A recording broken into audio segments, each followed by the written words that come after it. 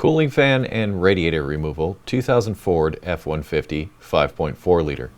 Recommended tools will be a flathead and Phillips head screwdriver. We also use the nut driver, a 5/8 inch wrench, a hammer and chisel if you don't have the correct size wrench for the radiator fan or the special tool. A 10mm, an 8mm, and penetrating oil is recommended. Start by removing the tubing that goes from the air filter to the throttle body. Disconnect any electrical connections. We found that a little bit of penetrating oil was helpful to disconnect stubborn electrical connectors. Don't forget to disconnect the PCV hose. Next, we remove the upper radiator hose.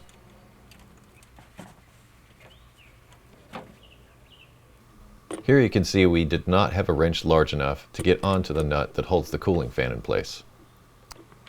We started by applying a little penetrating oil to the nut that holds the cooling fan to the water pump. Our drive belt had previously been removed. It may be easier if you leave the drive belt in place. If you don't have the correct size wrench or the special tool, you can use a hammer and a sharp chisel to remove the radiator fan using this method here.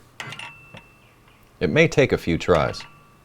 But once you knock the nut loose, you can spin the radiator fan off the front of the water pump.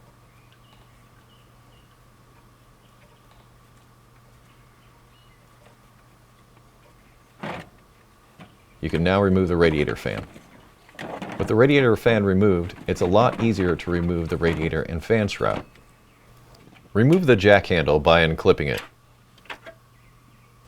The fan shroud is held in place by some plastic retaining clips that you can sometimes use a Phillips head screwdriver to remove.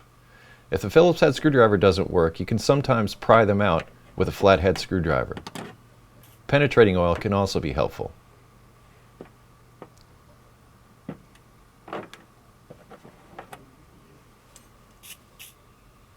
Remove all of these clips.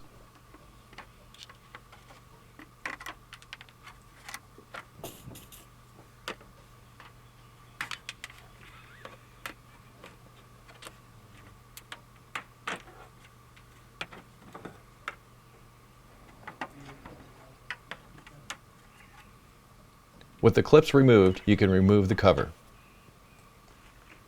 With the cover removed, you now have access to the overflow tube, which you can disconnect now. Disconnect the upper transmission line using a 5/8 wrench.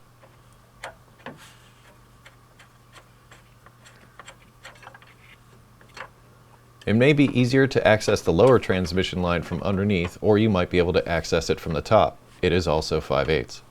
If you have a manual transmission, you may not have these lines. We then used an 8mm to disconnect the clamp on the lower radiator hose. Once the clamp is loosened, you can remove the lower radiator hose. We then used the 10mm to remove the two upper retaining brackets to the radiator.